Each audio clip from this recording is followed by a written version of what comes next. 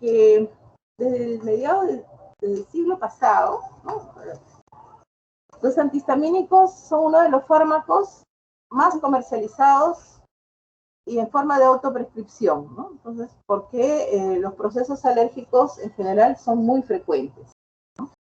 Entonces, ¿qué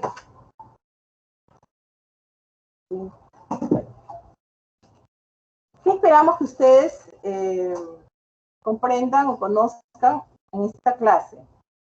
Sobre el rol de la histamina que interviene en los procesos tanto fisiológicos como patológicos de los organismos, ¿no? Bueno, estoy ocupadita, después te llamo, ¿no? Y cuál es la estructura química, cuál es el mecanismo de acción de la histamina, cuál es el concepto de receptores histaminérgicos, cuáles son las acciones farmacológicas más importantes y cuáles son los fármacos que se utilizan para revertir la acción de la histamina, cómo se clasifican y las reacciones adversas. Muy bien, entonces la histamina, que desde el punto de vista químico es la beta-aminoetilimidazol, ¿no? Es una molécula hidrófila que está compuesta por un anillo imidazólico, ¿no?, y una cadena de etilamino. Su nombre viene, es tejido, es una amina biógena, ¿no?, que se encuentra en muchas células del organismo, sobre todo en los basófilos, en los mastocitos y en las neuronas histaminérgicas. Entonces, fue aislada por primera vez en 1907 por Windaus y Vogt, ¿no? Y en 1910, Daley y Lightbrook estudiaron su efecto biológico y descubrieron que estimulaba a músculos lisos, ¿no? Entonces se obtuvo más o menos en 1927, es que se obtuvo en muestras, en especímenes de hígado. Entonces, por eso, desde ese entonces, desde 1927, se le puso tejido, amina, ¿no?, una amina que se encontraba en muchos tejidos, sobre todo se fue identificado en el hígado, pero después se identificó que había abundantes en los tejidos respiratorios y en los tejidos digestivos. Bueno, la histamina es un autacoide. ¿Qué quiere decir autacoide? ¿Quién recuerda lo que es autacoide? ¿Cualquiera me puede responder? Un autacoide es una sustancia que actúa donde se libera, ¿no? También es conocida como una hormona, y estuvo clasificada la histamina como una hormona, ¿no? Bueno, ¿de dónde se sintetiza? A partir de un aminoácido que se denomina histidina, por acción de una enzima que es la levohistidina decarboxilasa. Abunda, como les he dicho, en muchos tejidos del organismo, en la piel, en el tracto gastrointestinal, en el hígado, ¿no?, en el aparato respiratorio, sobre todo en los bronquios y en los pulmones, y también en el sistema nervioso central, a nivel de las neuronas histaminérgicas, ¿no? ¿Dónde se almacena fundamentalmente? En forma inactiva, en los mastocitos y en los basófilos, ¿no? Ahora, aquí se almacena en forma inactiva y también en las neuronas histaminérgicas. Para poder actuar, tiene que ser liberada, ¿no? Entonces, liberada y unirse a nivel de receptores específicos. Su rol fisiológico más importante es que participa en la neurotransmisión en el sistema nervioso central, ¿no? Es un neurotransmisor excitatorio y participa en la producción de la secreción gástrica, ¿no?, media la producción de ácido clorhídrico y gastrina. La histamina también es muy importante como mediador inflamatorio, ¿no? Participa en la respuesta inflamatoria produciendo prurito, dolor, vasodilatación, aumento de la permeabilidad vascular. Y tiene un rol muy importante, quizás el mediador más importante de la respuesta alérgica, de tipo inmediato, mediada por inmunoglobulina E. Y esta se puede liberar gracias a la acción de fármacos, venenos y alimentos, ¿no? Y se va a desencadenar una reacción antígeno-anticuerpo, ¿no?, mediado por la inmunoglobulina E. La respuesta alérgica puede ser de diferente magnitud. Pueden ser reacciones anafilactoides, ¿no?, leves o reacciones anafilácticas mayores, por ejemplo, el edema de Quincke. ¿Quién me dice qué es el edema de Quincke? Alumnos, las clases teóricas no son monólogos. Yo quisiera que ustedes participen y así veo su atención, su participación, por favor. Eso recomiendan mucho. Las clases virtuales, las exposiciones de los docentes no tienen que ser monólogos. Tenemos que buscar la participación interactiva de los alumnos para que pueda ser una charla amena y que sirva de aprendizaje. Doctora, ¿una inflamación no dolorosa? No, un edema de Quincke es un edema localizado. Ustedes, bueno, están viendo simultáneamente también el curso de patología. Ya, por ejemplo, alguien, por ejemplo, le pica un insecto, ¿no? Y puede haber una respuesta local en el sitio de la picadura. Por ejemplo, vamos a ver más allá qué insectos, el del grupo de los himenópteros, por ejemplo, los zancudos, las avispas, las abejas, tienen esta propiedad, ¿no?, de liberar sus sustancias que van a producir respuestas alérgicas. También las plantas, ¿no?, sobre todo la ortiga. Uno se raspa con la ortiga, ¿no?, y te va a dar una respuesta, una liberación de histamina local, que vamos a ver más adelante, que se llama la triple respuesta de Lewis. Los venenos de serpientes también desencadenan. Alimentos, sobre todo los alimentos que contienen alergenos, por ejemplo, los mariscos, el pescado, alimentos como los chocolates, el cacao, que es su principio activo, y todos sus sucedáneos. Después, alimentos como las frutas cítricas también pueden desencadenar. Entonces, por ejemplo, una persona que tiene constitución atópica de fondo puede ingerir un jugo de naranja, ¿no? Y si por casualidad se le roza, en vez de ingerir directamente al tracto digestivo a través de la mucosa oral, se puede manchar la mucosa labial y se le hinchan los labios, ¿no? Entonces, ese edema localizado, a eso se denomina edema de Quincke. Entonces, la respuesta alérgica, vamos a ver más adelante, tiene diferentes manifestaciones. Las más comunes son a nivel dérmico, ¿no? Las lesiones exantemáticas, desde el prurito, el rash, las lesiones máculo-pápulo-eritematosas, casi todas son desencadenadas, ¿no?, por mediación de histamina. A nivel respiratorio, ¿no?, la congestión nasal, la rinorrea, la tupidez nasal. A nivel de las mucofaringe, incremento de secreciones, ardor de garganta, eritema de la conjuntiva ocular. Vamos a ver más adelante todas esas manifestaciones de la respuesta alérgica. Y la expresión mayor de la anafilaxia es el shock anafiláctico, ¿no?, que es de alta mortalidad. Entonces, ustedes tienen que estar preparados. Yo he escuchado al doctor Suárez que les ha dicho mucho sobre el manejo de la alergia que pueda presentar los aires, ¿no?, que son uno de los fármacos que con mayor frecuencia pueden desencadenar, aparte de los antibióticos, respuesta anafiláctica. Aparte de los AINES, ¿no?, los antibióticos, sobre todo del grupo de las penicilinas, pueden desencadenar shock anafiláctico. Es bien conocida la hipersensibilidad tipo inmediata que provoca la administración de penicilina y sus derivados en pacientes susceptibles, ¿no? Siempre se da en una segunda exposición, porque así es la respuesta alérgica.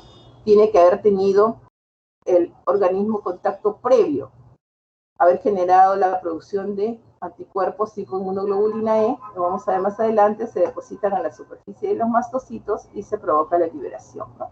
Entonces hemos visto ya que la síntesis es a partir del aminoácido histidina por acción de esta enzima levohistidina de carboxilasa, ¿no? Recapitulando, se almacenan en los mastocitos, en los basófilos y en las neuronas histaminérgicas, y aquí permanece en pools, ¿no?, como sustancias inactivas. Y luego que se liberan, ¿no?, que puede ser por diferentes causas, tanto por procesos patológicos como por procesos fisiológicos, ¿no? Entonces van a producir ya la unión, después de la liberación, la unión a los receptores histaminérgicos, y después que actúan, ¿no? Son recaptadas y luego también son metabolizadas. El principal mecanismo del metabolismo de la histamina es por procesos de metilación, ¿no? Por acción de una enzima, la N-metiltransferasa da lugar a la N-metilhistamina, ¿no? Por acción de la monoaminoxidasa, da lugar al ácido N-metilimidazola acético. Y por acción de la diaminooxidasa, que es por procesos de desaminación oxidativa, da lugar al ácido imidazol acético, que por acción de la ribosa se convierte en la ribosa del ácido imidazol acético. Aquí. Clase con 10, ah, ya. Ya. Sí. Un ratito, por favor, colega, alumnos. Sí. Creo que ha visto una plataforma. Sí. Ah, ya. ¿Y es virtual o es sistema? Es virtual o cómo.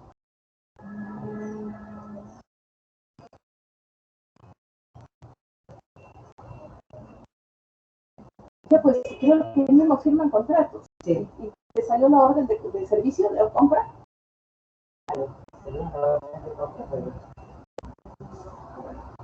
Entonces hay que llamar a... Más tarde termino la clase y llamo para que ya te paguen. ¿Cómo se llama?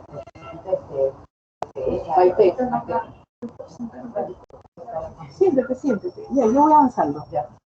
Entonces, como les repito, ¿otra vez me escuchan bien, por favor? ¿Oli? Sí, doctora, sí se escucha. Ah, ya, sí, disculpe la interrupción. Ya, entonces, por ejemplo, ¿no? Tenemos a la vista una imagen de un mastocito, pero igual puede suceder en el basófilo o en las neuronas, ¿no? Entonces, los basófilos están en el torrente sanguíneo y los vasitos están en todos los tejidos periféricos, ¿no? Entonces, una vez que hay la ingesta de un alergeno, ¿no? Entonces, esta molécula, un apteno, se va a unir al receptor de la inmunoglobulina E. Entonces se da la reacción antígeno-anticuerpo y como ven ustedes, ¿no?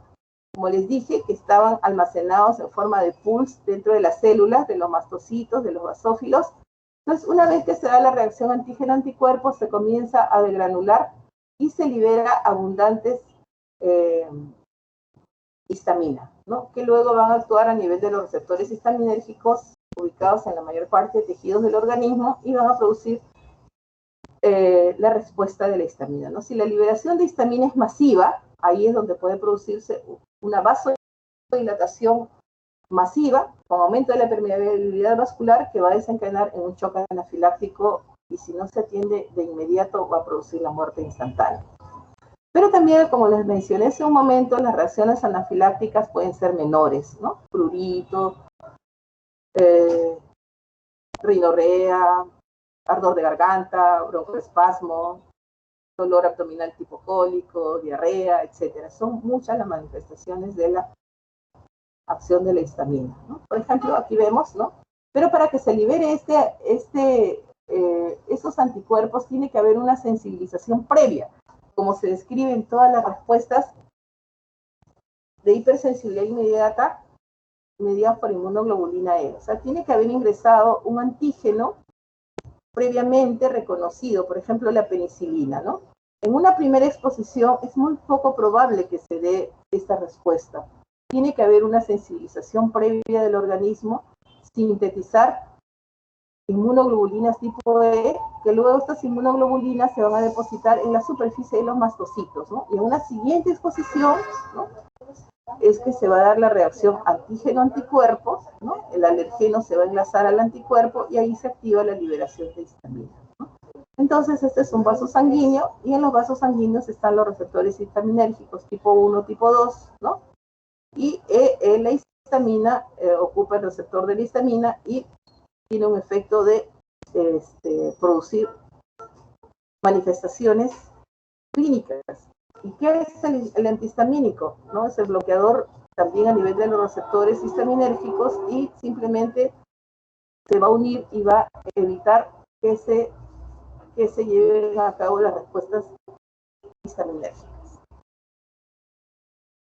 Entonces, también la histamina participa, además de la respuesta inflamatoria, de la respuesta alérgica, también participa de la respuesta inmune. Participa en la modulación del balance de las células hematopoyéticas, sobre todo a nivel de los linfocitos T helper 1 y T helper 2. También aumenta la producción de interferón gamma y puede bloquear las respuestas inmunes humorales. Ya más o menos desde la década de 1940 es que se pudo sintetizar el primer antihistamínico, ¿no? Que fue la difenhidramina. Pero a partir de la década del 60 es que ya se identificaron molecularmente a los receptores histaminérgicos, ¿no? Y así se fueron identificando el receptor histaminérgico tipo 1, el tipo 2, el tipo 3 y el tipo 4. Pero en realidad el receptor histaminérgico tipo 1, ¿no? Se aisló en 1966 por Ash y Shield. Recién en 1972 se identificó a los receptores histaminérgicos H2 gracias a los trabajadores de Black y colaboradores. Y en 1983 recién se descubrió los receptores histaminérgicos tipo 3 gracias a los trabajos de Arranc y colaboradores. Y los receptores histaminérgicos tipo 4 recién se identificaron en el año 2000.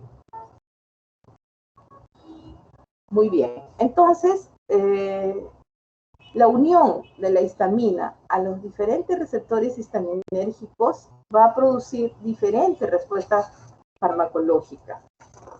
Por ejemplo, ¿dónde abundan los receptores tipo H1? Abundan en el endotelio vascular y en el músculo liso, ¿no? En el músculo liso puede ser de los vasos sanguíneos y también del tracto gastrointestinal y también el músculo liso bronquial. También abundan en el tejido de conducción, ¿no? Participan mucho en la conducción a nivel del nodo sinoauricular. Y a nivel del sistema nervioso central están en las neuronas postsinápticas. Entonces, va a producir, por ejemplo, aumento de la contracción del músculo liso bronquial, o sea, broncoconstricción. Va a producir aumento de la permeabilidad vascular, ¿no? Va a fugar el líquido hacia el intersticio.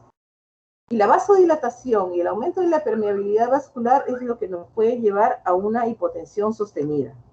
Entonces también el aumento de la vasodilatación que se produce se manifiesta a nivel de la cara como un rubor facial. También a nivel de los receptores H1 es que se van a producir la liberación de mediadores de la inflamación. Pueden generar también, inducir la producción de prostaglandinas, sobre todo en la respuesta inflamatoria. También participan en el reclutamiento de células inflamatorias, aumentan la secreción del tracto respiratorio, ¿no? Sobre todo a nivel de la laringe, de la tráquea, del músculo bronquial. Puede provocar por la vasodilatación también cefalea, ¿no? También por estimulación a nivel puede provocar del nódulo sinusal, puede provocar taquicardia sinusal, ¿no? Bueno, entonces esto lo hace el mecanismo que desencadena la unión. Una vez que la histamina se une al receptor histaminérgico tipo 1, va a producir aumento del fosfoinositol y de acilglicerol. Muy bien, entonces, muy importantes son los receptores histaminérgicos tipo 1. Como ustedes han visto, participa mucho entonces en qué. A ver quién me dice qué entendieron, en qué respuestas participa la unión de la histamina a los receptores H1.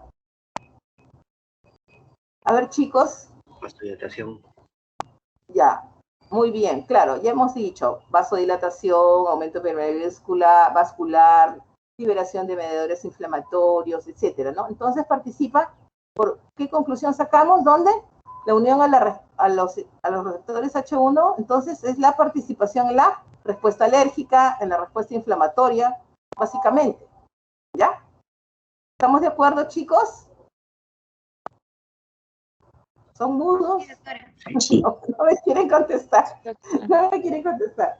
Bueno, yo les dije desde la clase anterior que prefiero que participen.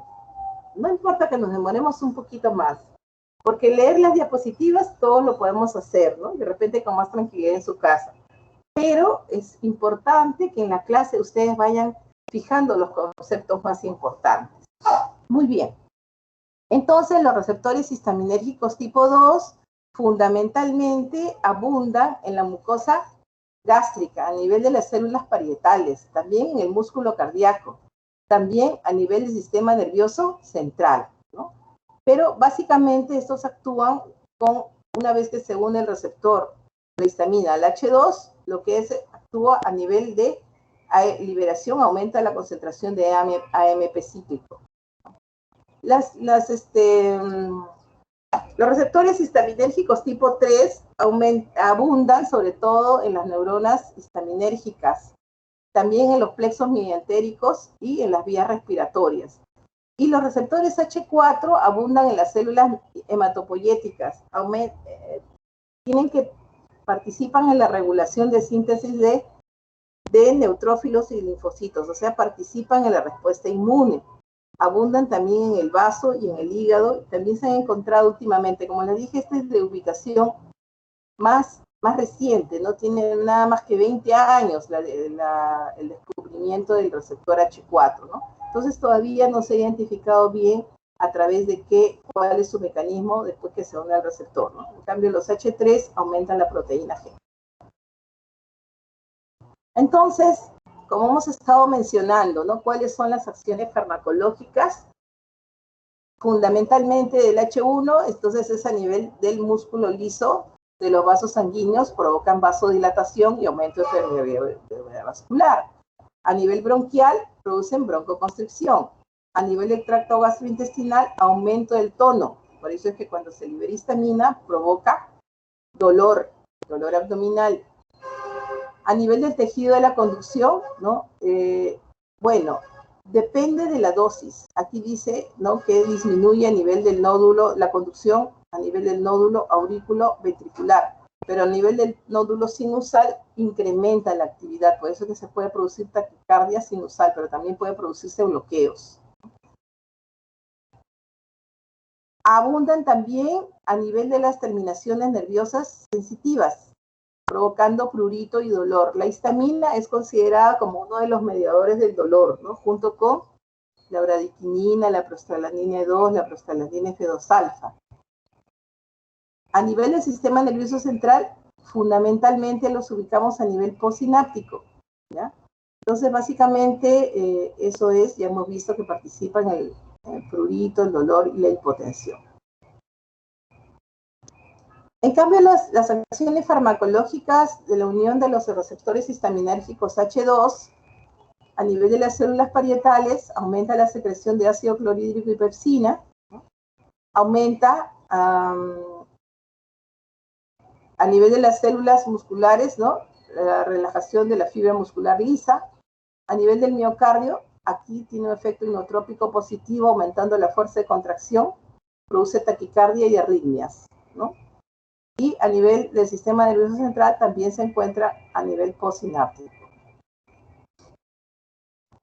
Los receptores H3, ¿no?, como les he dicho, esencialmente actúan como un modulador de la liberación de histamina a nivel de las neuronas histaminérgicas, ¿no? Y también regulan la liberación de estas vías, de las vías adrenérgicas, ¿no?, y de la serotonina, colinérgicas y de la serotonina. Entonces, es un neurotransmisor excitatorio y va a modular la liberación de noradrenalina, serotonina y acetilcolina del sistema nervioso central. Y ya hemos revisado lo de los receptores H4 y probablemente también participan en la respuesta inflamatoria, en la respuesta alérgica y en el asma bronquial. Entonces, una recapitulación para que ustedes, lo que les he dicho, lo puedan fijar, ¿no? Este es más que nada un cuadro, un mapa conceptual para que ustedes fijen lo que hemos estado conversando, ¿no? Bueno, entonces dentro de las manifestaciones clínicas por acción de la histamina, ¿no? Como es un neurotransmisor a nivel del sistema nervioso central excitatorio, va a aumentar el estado de vigilia, ¿no? Inhibe el apetito y estimula la tos. Esto es importante porque cuando nosotros tomamos antihistamínicos vamos a tener todas las manifestaciones contrarias, ¿no? Sobre todo los bloqueadores de los receptores H1 de primera generación. Van a provocar somnolencia, ¿no? Aumento del apetito y pueden calmar la tos. Por eso es que muchos antihistamínicos se usan o están dentro de los componentes de los antitusígenos. Como aumenta la permeabilidad vascular, la vasodilatación, entonces puede provocar un edema localizado que les he dicho que se denomina como, ¿quién se acuerda? A ver, mis alumnos. Ronald. Edema de Wenke. Edema de Quincke. Edema de Quincke, muy bien. O el edema generalizado. Ustedes pueden ver que el paciente a veces llega, ¿no? Con una manifestación, por ejemplo, se come, un pescado o mariscos, ¿no? Si no le da la manifestación del shock anafiláctico, porque yo he visto fallecer pacientes alérgicos que han comido un arroz con mariscos y han fallecido en el mismo restaurante o en el club, ¿no? O llegan cadáver a la emergencia. O también he visto pacientes, por ejemplo, que comen una naranja o les pica una avispa y llegan con los ojos que ni se le ven, los labios hinchados, gran secreción nasal. Esto puede ser desencadenado, como les he dicho, por diferentes causas, ¿no? Alimentos, picaduras de insectos, venenos de serpientes, ¿no? Fármacos, por ejemplo, ¿no? Una experiencia personal que tuve yo. Yo soy una persona de constitución atópica. Me pueden ronchar cada cierto tiempo, me aparecen diferentes alergias, ¿no? Por ejemplo, cuando yo era estudiante, andaba con la rinitis alérgica. Luego, cuando fui a otorrino y avanzando los ciclos, me dio una rinosinusitis alérgica, ¿no? Y así, ya terminando prácticamente, cuando fui internado, me dio asma. Y luego me dio, ya se me focalizó en las alergias dérmicas. No podía usar aretes que no fueran de oro, ¿no? Porque el cobre y estos metales corrientitos, ¿no? Los aretes de fantasía, provocan mucha lesión a nivel del contacto con la piel, ¿no? Y así, bueno, después un tiempo presenté una alergia a la aspirina. Y así, por el estilo, ¿no? Mi papá, él es alérgico a la penicilina. Entonces, esa constitución atópica se va heredando, hay una predisposición genética. Y bueno, no hace mucho me operaron y se me infectó la herida, y por hacerme un favor en el hospital donde trabajo, acá en Rebagliati, y yo soy pediatra, me trataron en emergencia pediátrica y me pusieron ceftriaxona, ¿no? Que es lo que me había indicado el cirujano que me había operado. Entonces, bueno, yo estaba en emergencia y como yo soy adulta, ¿no? Tenía que haberme, las enfermeras que son mis amigas, me pusieron en el cuarto donde guardan la ropa limpia. Y pensé que las manifestaciones de rinitis eran por la ropa, ¿no? Entonces comencé con congestión nasal, estupidez, me comenzó a doler la cabeza y dije, mejor me voy a mi casa. Entonces, saliendo ya del hospital, teníamos una reunión, me acuerdo bien claro, en Villarreal, porque se avecinaba un examen de admisión. Me fui a recoger mi credencial y teníamos una reunión. Era en la tarde, ¿no? A mí me habían puesto la ampolla como a las 2 de la tarde. Como a las 3:30 siento que me mareaba, no veía poco, y entonces yo dije, mi primera reacción fue irme a las farmacias cercanas, porque no reaccioné en venirme al hospital porque estaba muy lejos, ¿no? Entonces fui ahí frente a posgrado de Uruguay había una farmacia de Inca Pharma. Pedí que me dieran adrenalina, pues, ¿no? Para revertir esos efectos, pero no vendían adrenalina. Y me quedaba mirando, y yo le digo, ¿qué tengo? Y me dice, señora, está toda hinchada. Entonces le dije que, me tomé pues prednisona de 50 miligramos y me tomé una clorfenamina, ¿no? Y yo, créanme que no podía abrir la puerta del taxi. Entonces en el camino le decía al señor, si usted me ve mal, no me quiero morir, por favor, lléveme a emergencia de Angamos. Lo único que podía era llamar a mi esposo que trabaja en Angamos, lléveme ahí, por favor, o cualquier clínica, yo después le pago. Pero no me deja morir, porque no encontraba adrenalina, y dije, peor, voy a perder más tiempo. Así que me fui pues ya a Angamos, llegué, ya me pusieron la adrenalina, y bueno, se revirtieron pues los efectos, ¿no? Pero sí, o sea, las manifestaciones son súbitas. Entonces, yo no sabía que era alérgica a la ceftriaxona. Nunca me habían puesto antes ceftriaxona. Pero sí he recibido los parientes cercanos de la ceftriaxona, ¿no? Que son las penicilinas. Sí he recibido dicloxacilina, amoxicilina, etcétera, ¿no? Para que vean que puede haber sensibilidad cruzada con estos fármacos emparentados, ¿no? Que son las cefalosporinas son emparentados con las penicilinas, ¿no? Muy bien, entonces eso para motivar su atención, ¿no? Las reacciones alérgicas pueden ser muy severas.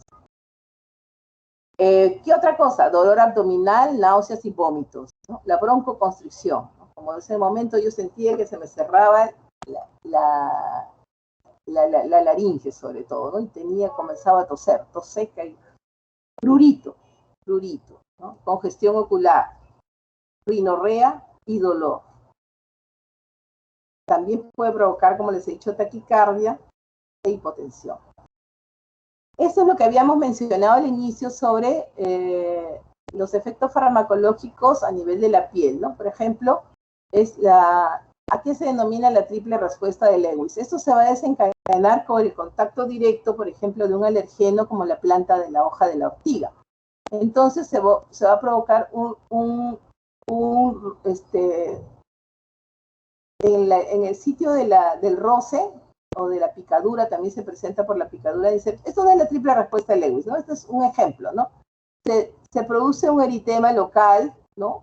Una vasoconstricción central, que hay una pápula, ¿no? Y una elevación. Esa es la triple respuesta de Lewis. Esto, por ejemplo, es una reacción alérgica, hay lesiones maculopapulares eritematosas, ¿no? A nivel de los labios, etc. Bueno, entonces ya sabemos que el shock anafiláctico se produce por el aumento de la vasodilatación capilar a nivel sistémico y el aumento de la permeabilidad vascular, ¿no? Eso provoca hipotensión, provoca disminución del llenado ventricular, y eso es lo que provoca la muerte, ¿no? Bueno, entonces, ¿cómo nosotros podemos revertir las acciones de la histamina? ¿No? La histamina es una sustancia que participa tanto en los procesos fisiológicos, ¿no? En la neurotransmisión, en la producción de ácido clorhídrico y pepsina, ¿no? como parte de la respuesta fisiológica, pero también ya hemos visto que puede ser nociva su liberación cuando es desencadenada por sustancias que producen anafilaxis, ¿no? Por alergenos, por ejemplo, o también participa en la respuesta inflamatoria, es un mediador inflamatorio. Pero ¿con qué sustancias podemos revertir? Hablaba yo de la adrenalina, ¿no? Que yo buscaba desesperadamente adrenalina. Yo no sé por qué no venden adrenalina en cualquier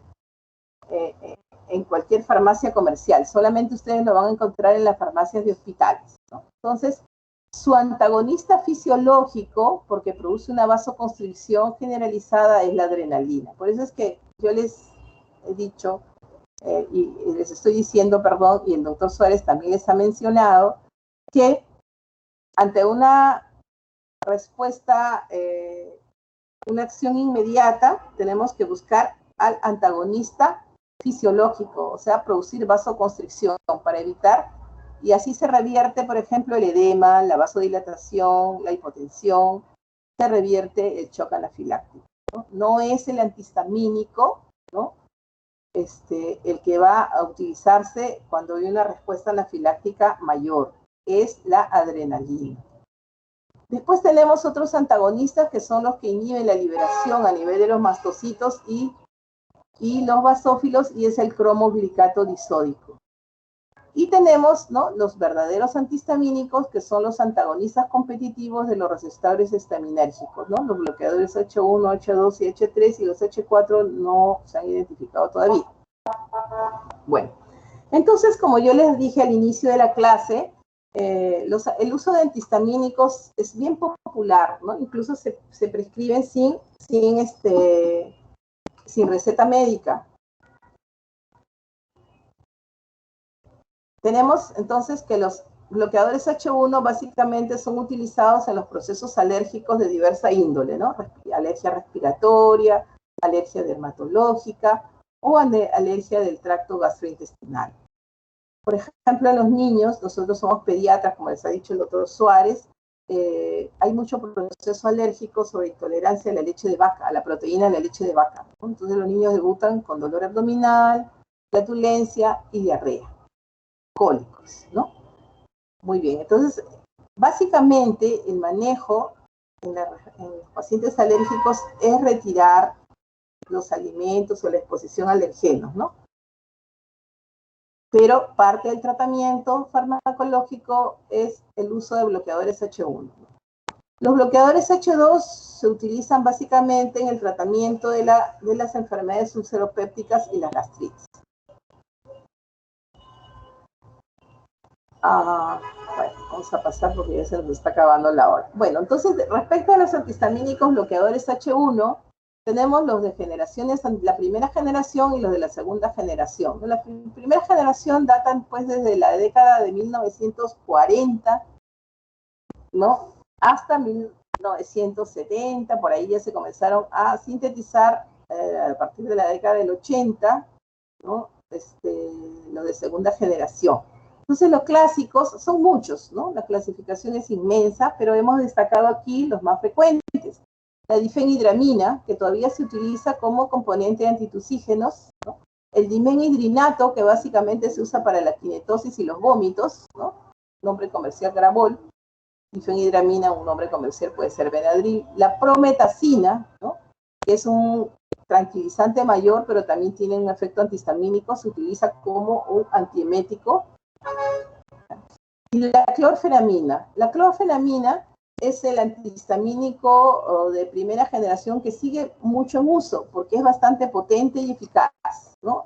Y tiene la ventaja de que el nombre comercial, por ejemplo, cloroalergán, nombre genérico clorfenidramina, tiene la gran ventaja que se presenta, tiene varias presentaciones farmacéuticas, ¿no? Puede ser para vía oral, jarabe, tabletitas y ampollas, ¿no?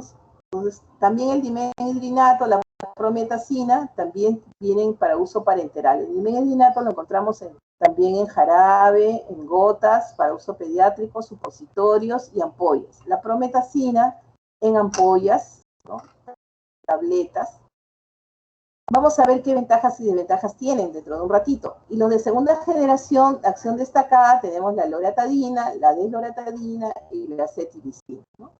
Y de los antihistamínicos H2, el más utilizado es la ranitidina en la actualidad, ¿no? Aunque para el manejo de la gastritis y la úlcera péptica ha sido ya superado, ¿no?, por el uso de los bloqueadores de la bomba de protones, ¿no?, como el omeprazol, la azoprazol, etc. Pero de todas maneras se sigue utilizando para el manejo de la gastritis y la úlcera péptica. También es muy utilizada la ranitidina en el prurito de los pacientes que tienen insuficiencia hepática, es muy buena, ¿no? Y dentro de los antihistamínicos H3 tenemos la tioperamida, la benprofita, ciproxifano y proxifano. Muy bien, entonces los bloqueadores H1, ¿no?, además de bloquear los receptores histaminérgicos a nivel de los tejidos, también van a unirse a los receptores colinérgicos, tanto periféricos como del sistema nervioso central, y también van a actuar sobre los receptores serotoninérgicos, ¿ya?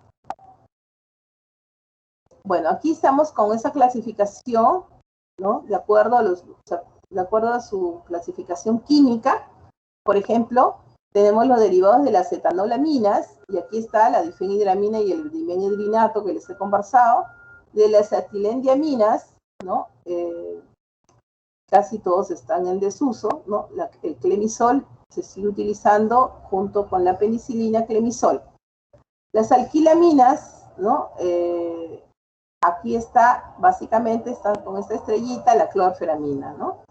Y dentro de los derivados de las piperacinas tenemos un bloqueador, un bloqueador H1, pero de segunda generación, la cetiricina y la hidroxicina, que es de primera generación, y se utiliza mucho en el manejo de los mareos, de la kinetosis, ¿no? Dentro de los derivados de las ferotiacinas tenemos la prometacina, que les he dicho que también es un tranquilizante mayor, pero es un antiemético potente también, ¿no? Dentro de los derivados de las piperidinas tenemos la loratadina.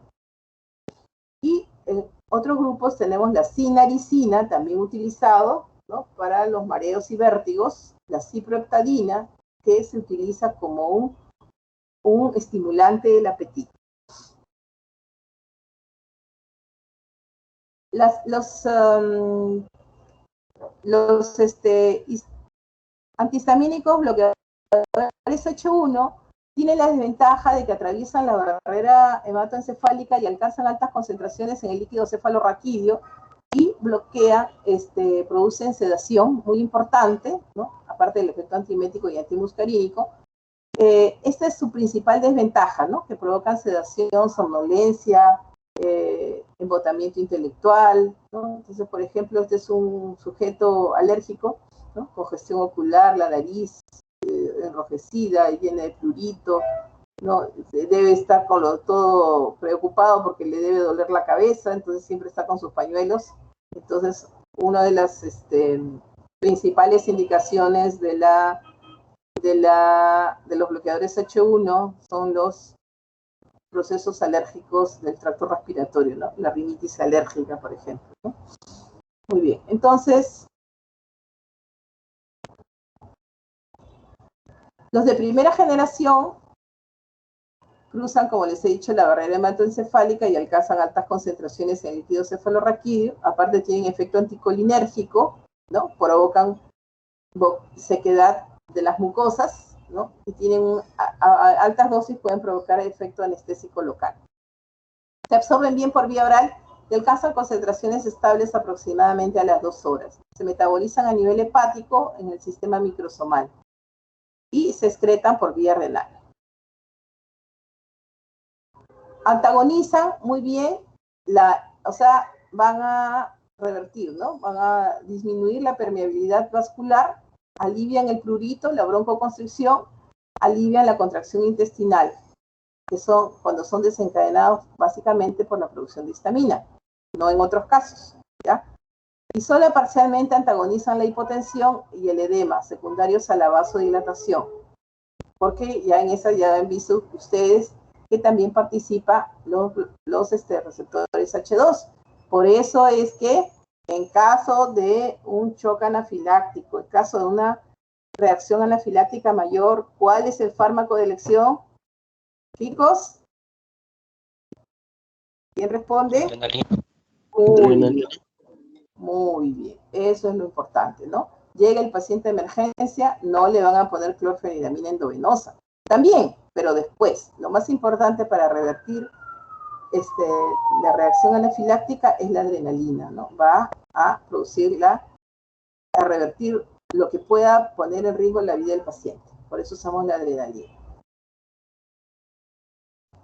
Bueno,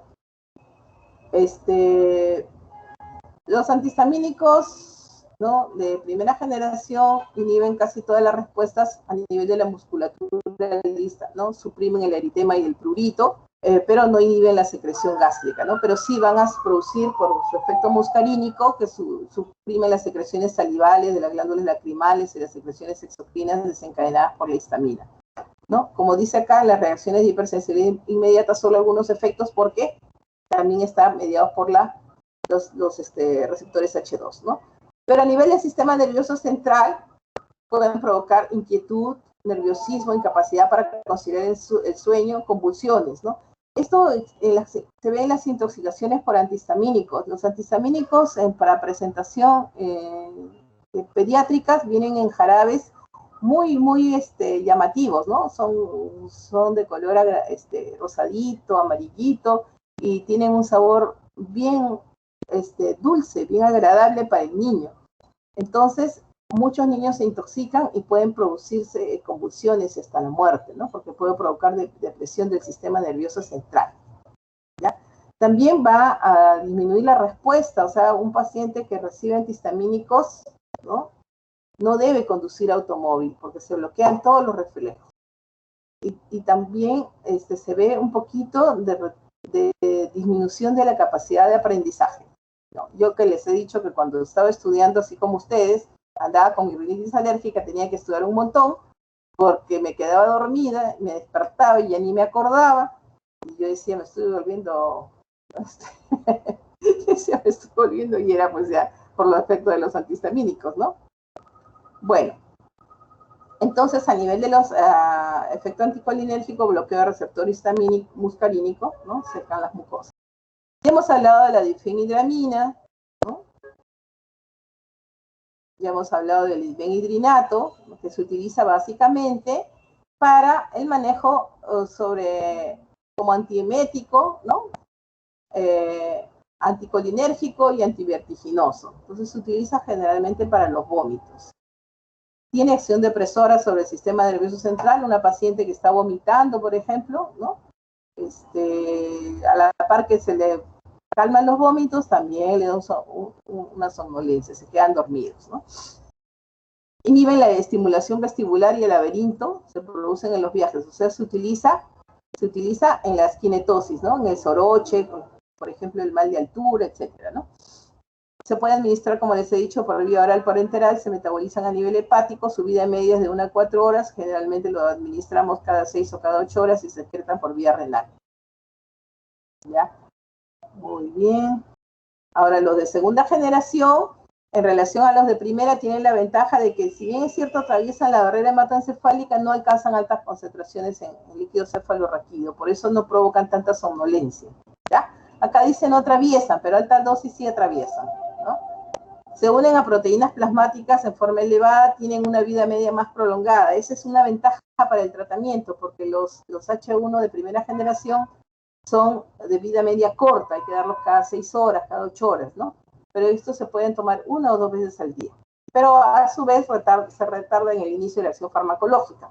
Tienen buena absorción oral y la mayoría se metabolizan en el hígado y todos se excretan por vía renal, ¿ya? Y tienen efecto prolongado porque pueden permanecer los metabolitos activos. Ya, vamos a ir avanzando. Igual, la misma aplicación terapéutica en los procesos alérgicos respiratorios y dermatológicos como la urticaria, el rash, el prurito, ¿no?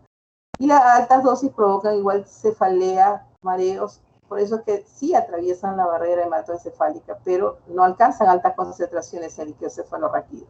Y también puede provocar taquicardia y arritmias. Hay algunos que se han descontinuado, ¿no? Por ejemplo, la terfenadina, que se llamaba Teldane, en la época del 80 se usaba bastante, ya fue descontinuado, ¿no? Puede dar muerte súbita incluso, ¿no? Por arritmias ventriculares. La cetiricina es un bloqueador H2 que se utiliza mucho, ¿no? Es el metabolito activo de la hidroxicina y no penetra en forma importante el sistema nervioso central. Dice acá en forma importante, ¿no? Pero, por ejemplo, las personas que estamos acostumbradas a usar antihistamínicos, yo tomo cetiricina y me duermo, ¿no? En cambio, tomo loratadina y me alivia el prurito nasal, que generalmente ahorita me está dando. Cada cambio de clima me da algún tipo de alergia. Por ejemplo, ahora me ha dado la rinitis alérgica, ¿no? Y todo el mundo piensa que me está dando COVID. Ay, doctora, cuídese. Me cuido, gracias a Dios, no me ha dado el COVID todavía, Dios quiera que no me dé, y no nos dé a ninguno de nosotros, porque hasta ahora las cepas mutantes están muy agresivas, ¿no?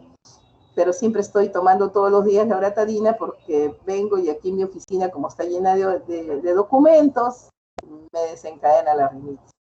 Muy bien. Entonces, los usos clínicos son la rinitis alérgica, el prurito, la dermatitis, picadura de insectos, conjuntivitis alérgica, náuseas y vómitos desencadenados por alguna sustancia de histamina y la urticaria, ¿no? Aquí están los efectos, ¿no?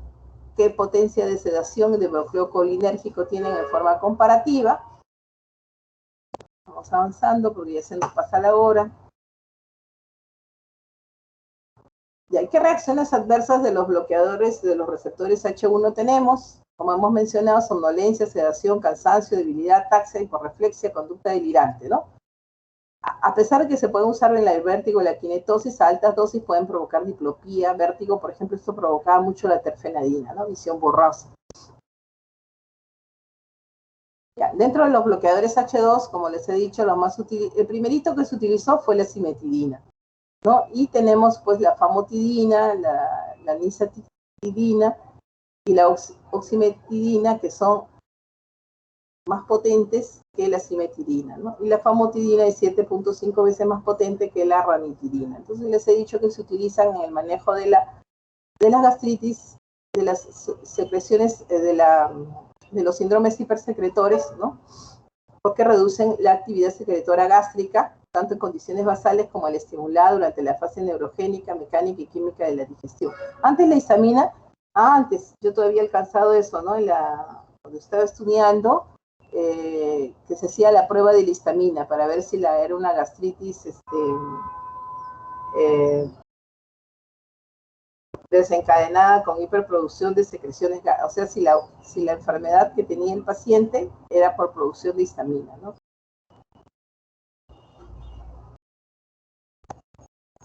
Bueno, los antagonistas de los receptores H2, también como actúan, no solamente actúan en la enfermedad hipersecretora gástrica, o sea, no solamente actúan a nivel de las células parietales gástricas, sino también a nivel de los otros receptores, ¿no? Entonces también pueden inhibir también los demás efectos debidos a la estimulación de receptores H2, o sea, en la parte de la vasodilatación y de la hipotensión, ¿no? Así como la estimulación inotrópica y cronotrópica del corazón. O sea, con estos fármacos hay que tener mucha precaución en los pacientes que tienen arritmias, ¿no? Pero básicamente se usan para el tratamiento de la úlcera gástrica duodenal, la gastritis, ¿no? Reflujo gastroesofágico, las patologías hipersecretoras como el síndrome de Soling-Ellison, la gastritis, tanto producidas de diferente índole, ¿no? Pero también sobre las gastritis medicamentosas, ¿no? Y también, por último, vemos que los antihistamínicos igualmente no están exentos de, cuando lo ingieren durante la gestación, producir malformaciones congénitas, ¿no? Por ejemplo, el uso de la difenhidramina se ha asociado a paladar hendido, labio leporino, defectos del tubo neural, espina bífida, defectos a nivel de las extremidades y ofalocele, ¿no? La clorferamina, defectos oculares y auriculares, espina bífida, labio leporino y paladar hendido.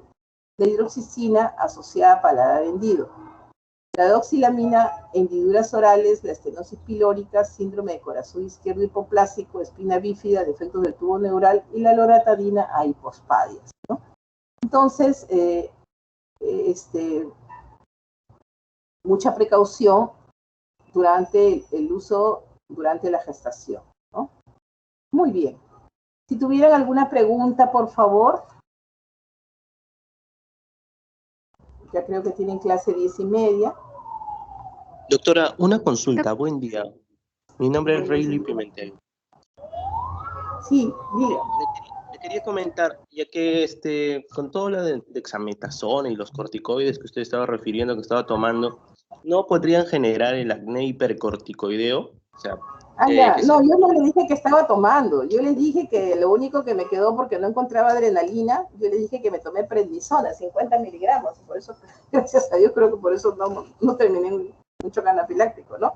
Bueno, porque esos son los corticoides, inhiben la liberación de histamina, pero no son de acción inmediata, ya les he dicho. O sea, cuando llega un paciente grave emergencia con un choque anafiláctico, lo primero que vamos para revertir la hipotensión, la vasodilatación masiva, es el uso de adrenalina.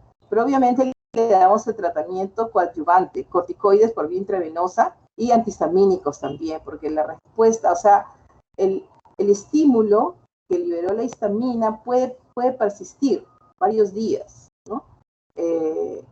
Por ejemplo, cuando ustedes les pica un insecto, la roncha no se eleva inmediatamente, ¿no? Queda varios días. Y así. Entonces, sí, los efectos, dentro de los efectos adversos del uso crónico de corticoides, hay muchas manifestaciones, ¿no?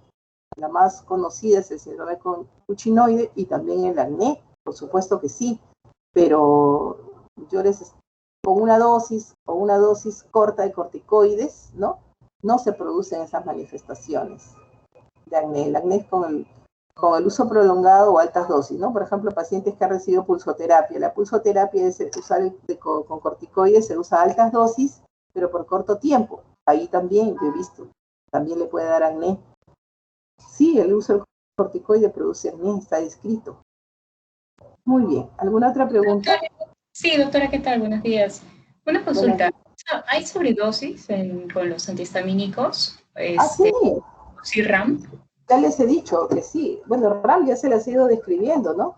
Y sobredosis, por supuesto. Les hablé también de la intoxicación por antihistamínicos que se produce generalmente en niños, porque las presentaciones farmacéuticas son muy agradables, ¿no?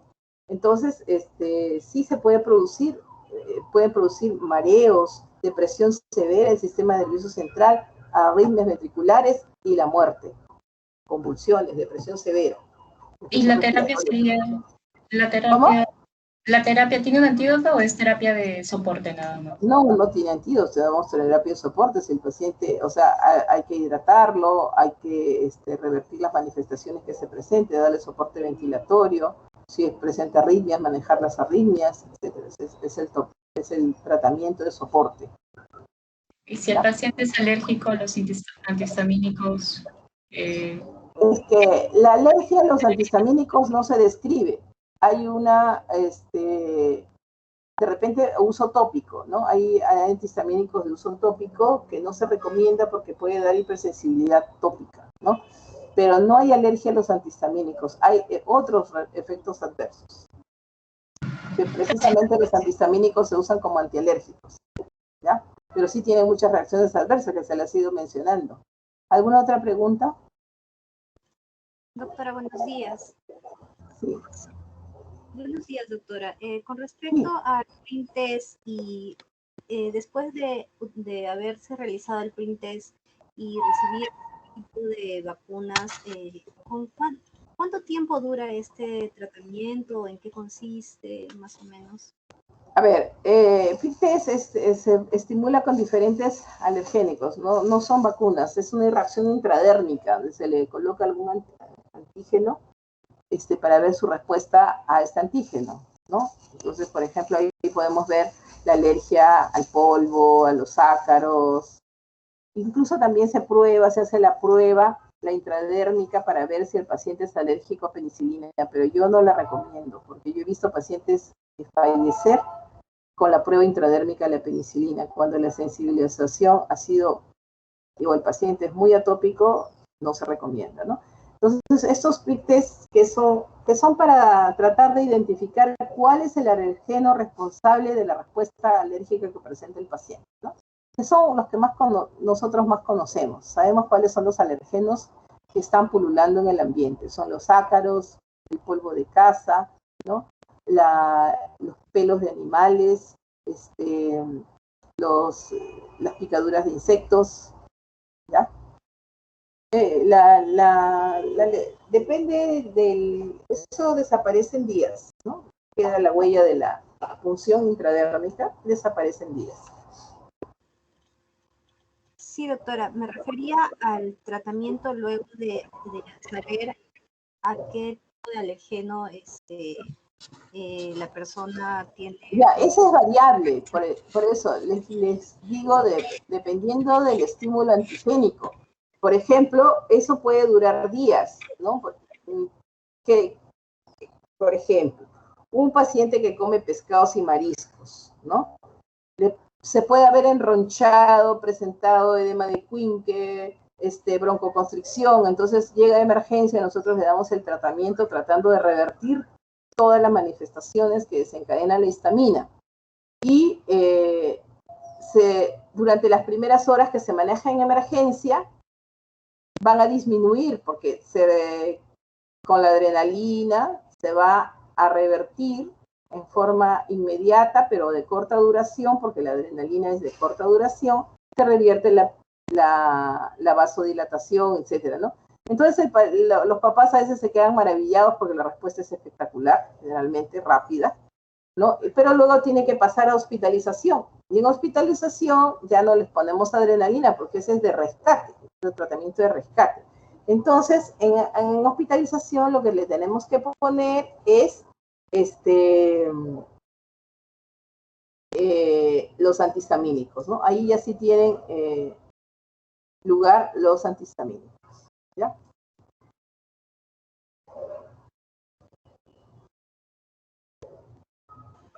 ¿Algo más? Depende del estímulo antigénico y depende de la constitución y la respuesta al paciente. Pero en promedio dura de 3 a 7 días. En promedio. ¿Alguna otra pregunta? Doctora, Sí. disculpe, siguiendo al comentario de la compañera, pero después de eso hay un tratamiento que se les ofrece a los pacientes y ese tratamiento, no sé, supongo que están continuamente dando estímulos. Sí, Y claro, eso, es que ya les hemos dicho que el tratamiento es integral. Al inicio yo les dije, el tratamiento es integral. El tratamiento farmacológico es una parte del manejo terapéutico del paciente que presenta alguna alergia respiratoria. O sea, tenemos, por ejemplo, un niño, yo les hablo de niños porque soy pediatra, les repito, ¿no? Un niño que siempre está con rinitis alérgica.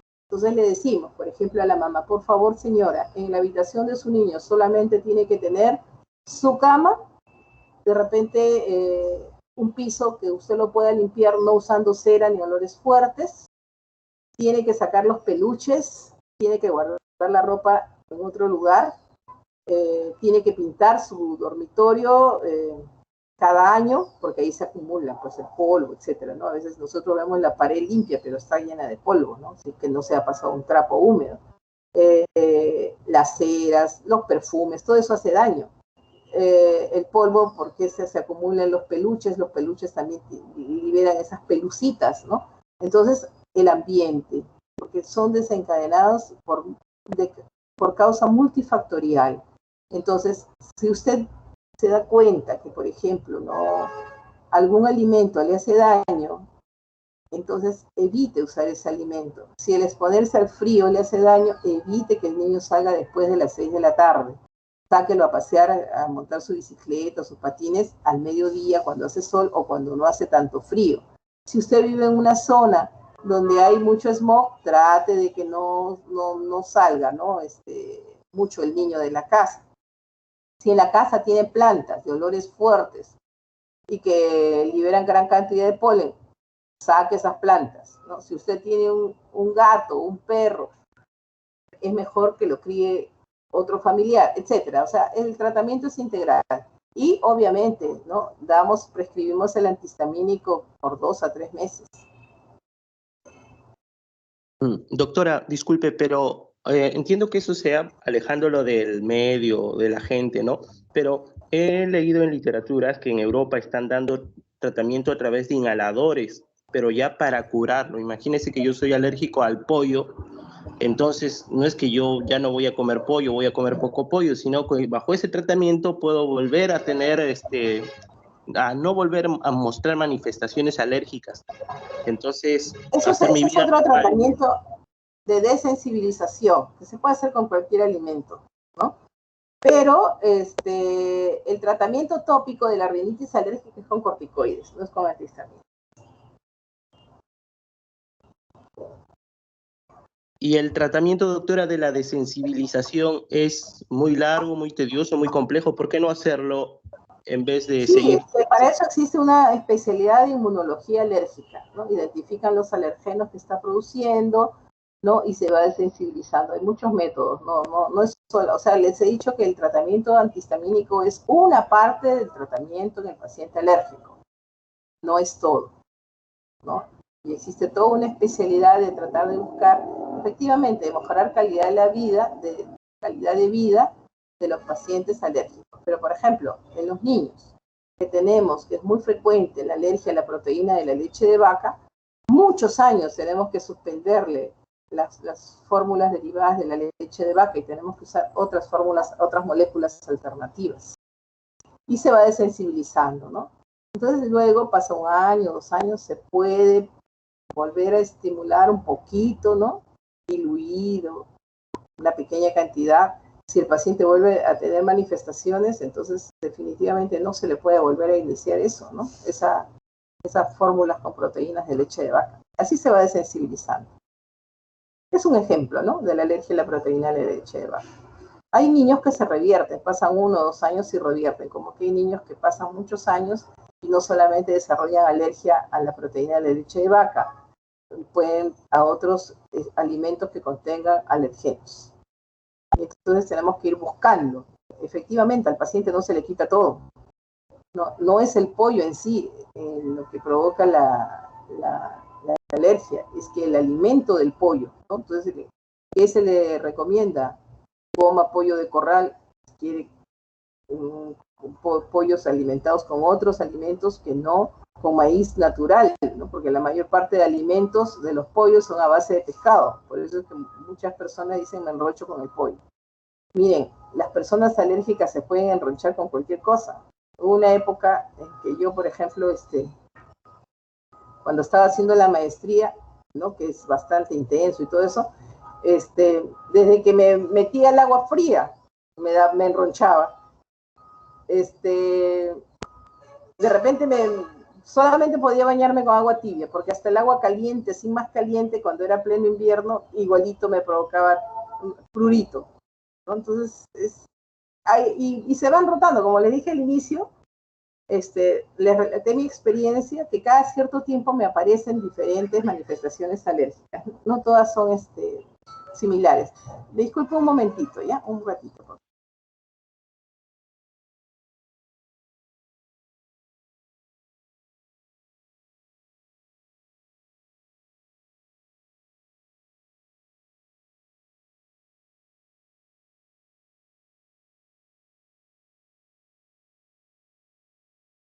Nosotros, acá. Sí. David lo tiene. Ya. Perfecto. Ya. Ya, Carlitos. Ya, está bien. Ya, chao.